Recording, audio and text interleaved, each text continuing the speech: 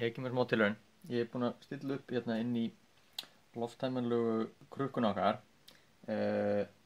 dós og fyrir ofan hana mótor sem ég get kveikt á hérna utanfrá bara með einfaldri rafhlöðu og bara knýi ég þarna og við heyrum í henni. Þetta er mjög hátt hljóð vegna þess að glerkrukkan hún tiltölulega þykk, lítið hljóð sem kemur út úr henni.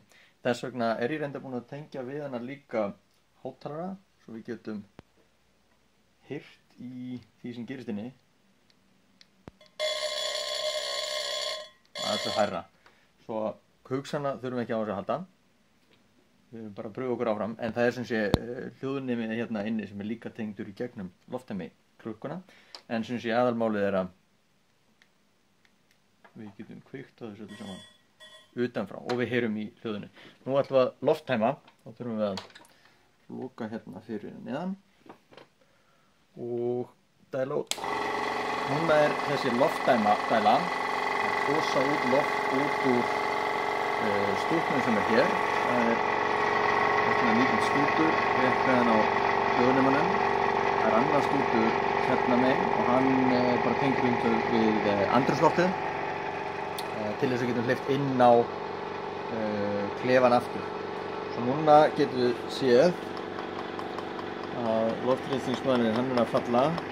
Hann var sem sé upp í 0, þetta bara mismunur á þrýstingunum fyrir innan og utan. Svo þetta að falla niður í ágætlega átt og nú getum við verið að pröfa hvernig hljómar í krukkunni núna.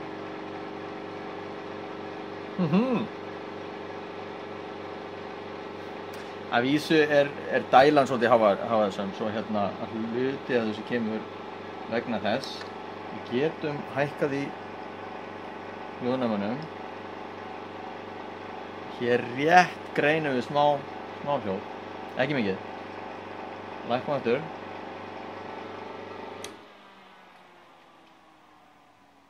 Slökum á dælunni.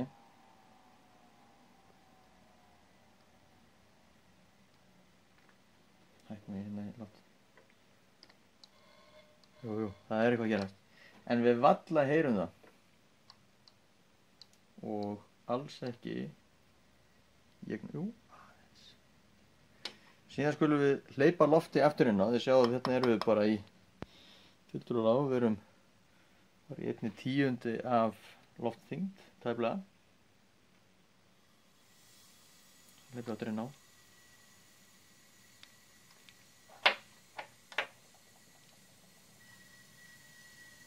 Þá fyrir við að heyra aftur.